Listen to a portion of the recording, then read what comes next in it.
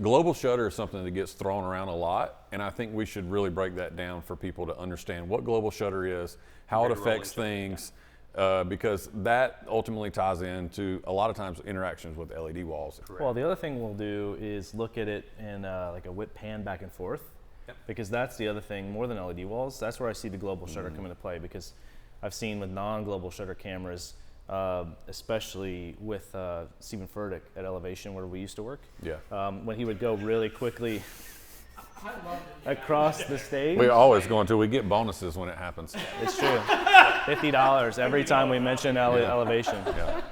But he would start running across the stage, and you would see you're the right. backdrop. If we had vertical lighting elements, they would literally go diagonal because the shutter is rolling like that. So the global shutter, when you do a quick move like that, everything stays flat.